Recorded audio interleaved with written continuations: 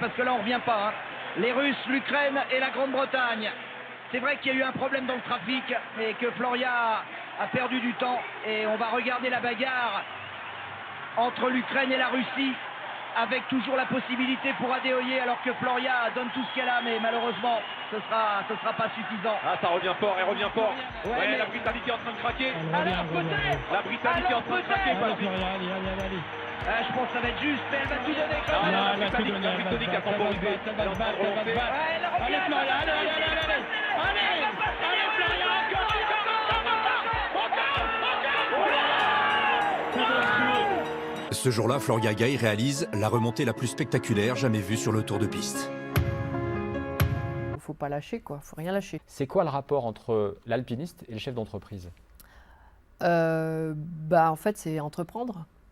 Il n'y a pas beaucoup de différence. On entreprend quelque chose et on a envie de le réussir.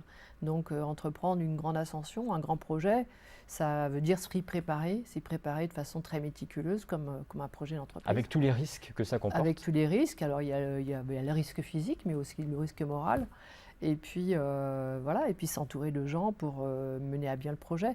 Et s'entourer de gens en qui on a confiance pour construire sa confiance. Enfin, il y a c'est complètement similaire. Hein. C'est vraiment qu'avec Michel Augustin que je me suis, je trouve, vraiment trouvé, c'est-à-dire en fondant une entreprise dont j'avais eu l'idée et en arrivant à fédérer autour de moi et Michel aussi, tout un groupe de personnes, parce qu'aujourd'hui une équipe de 30 personnes absolument super, qui portent ce projet encore plus que moi. Voilà, c'est vraiment la leçon de se dire que, surtout pour les étudiants, et on en reçoit pas mal, c'est surtout ne faites pas des choix par convention ou parce que ça fait bien ou parce qu'on est le mouton de service, faites des choix parce que c'est des choix de passion, quoi, de passion raisonnée bien sûr, mais de passion, et ne pas hésiter à butiner à droite à gauche pour trouver le bon terreau dans lequel vous allez arriver à exprimer vos talents. Je suis ici pour vous parler d'un message qui est complètement universel et que j'ai découvert grâce à la maladie.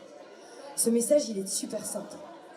C'est qu'on a tout à l'intérieur de nous pour transformer un obstacle en une force inimaginable. En fait, c'est juste prendre conscience qu'il n'y a pas de petits changements, il n'y a pas de petites idées, il n'y a pas de petits pas.